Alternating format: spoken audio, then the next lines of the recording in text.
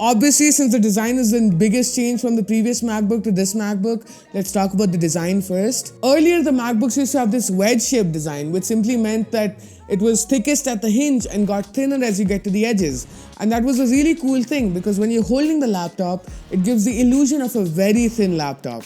And that was great at the time. But it was kind of uncomfortable because when you're typing on the keyboard, you're obviously resting your wrists on the edge of the laptop, and if it happens to be a tapered edge, then it's gonna, hit your wrist, leave some red lines and possibly painful lines, like after hours of use. And that was definitely not a good thing. I'm glad that they got rid of it. The new MacBooks have a 11mm uniform thickness, which means that it's completely flat and it's like 11mm all across. And that was a good decision, believe it or not, because it might look thicker, but it's thinner overall. So if you put the two laptops side by side, the new laptop actually comes out thinner, and that's great, thin is good. They also made the bezels on the screen thinner, and it's not one of those marketing ploys where you just say you made it thinner and it's like 0.2% thinner that no one will notice. This is actually a noticeable change because the older MacBooks were following the 2015-2014 design, and they had these super thick ones up top and on the bottom, kind of like an iMac, and it was kind of getting annoying.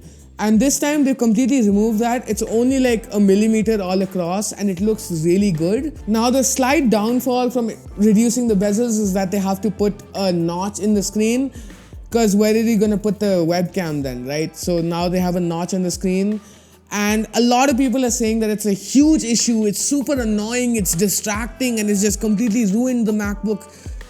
But come on guys, it's a notch. It's part of the menu bar. You don't even see it. You got a bigger screen because of that.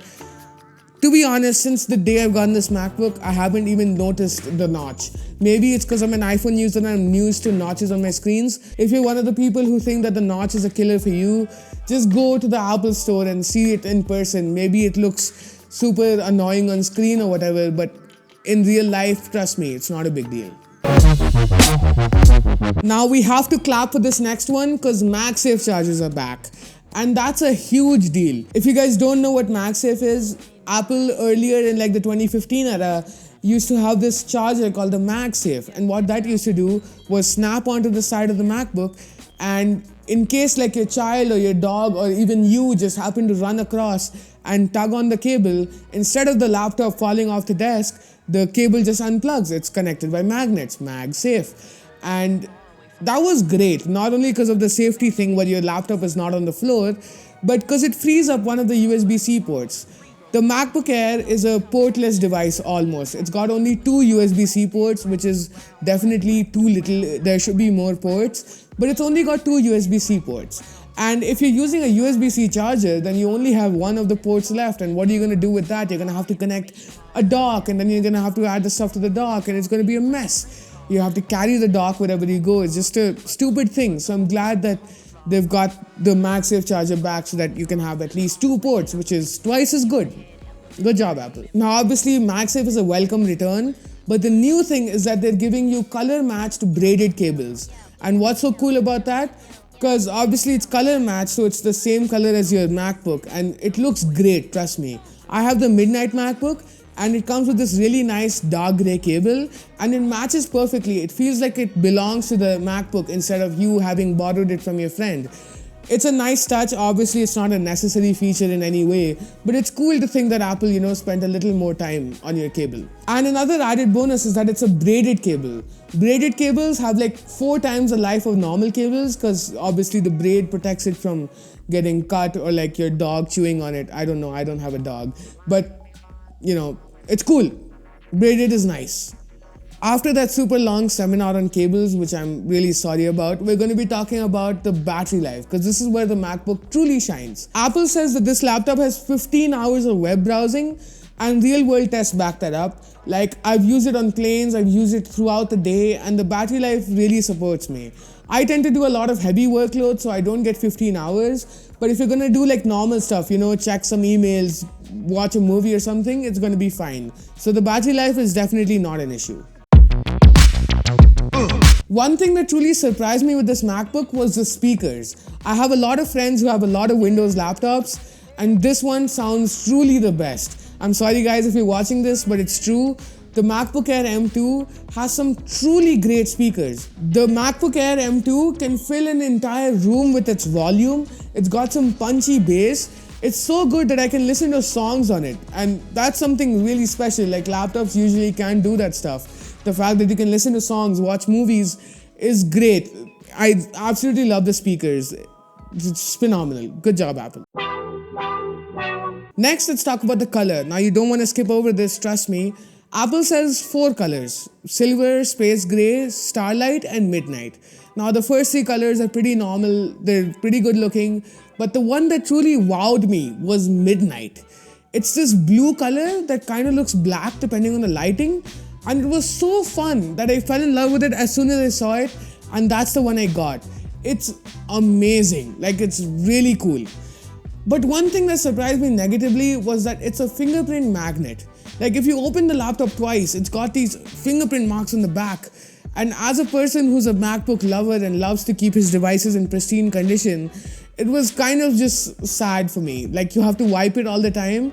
And it's kind of annoying. It's not a huge deal, obviously. It's not going to harm your laptop or anything. I mean, most people buy a $1,200 laptop and want to show it to their friends. And it's not worth showing if it looks like a 5-year-old took it to the park. So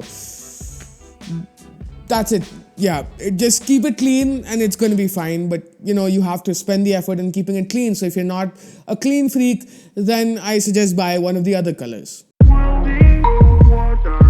Performance-wise, the M2 MacBook Air runs on, you guessed it, the M2 chip. I don't know what I'm saying. The M2, in my experience, can handle almost all tasks. I use it for video editing and it exports in less time than the actual length of the video. It's crazy. It's super fast. If you're using it for like normal everyday tasks like checking your mail and the other stuff that I mentioned before, it's going to do a fantastic job. If you're like a beginner to like a moderate level professional, the M2 is perhaps the best chip out there for you right now.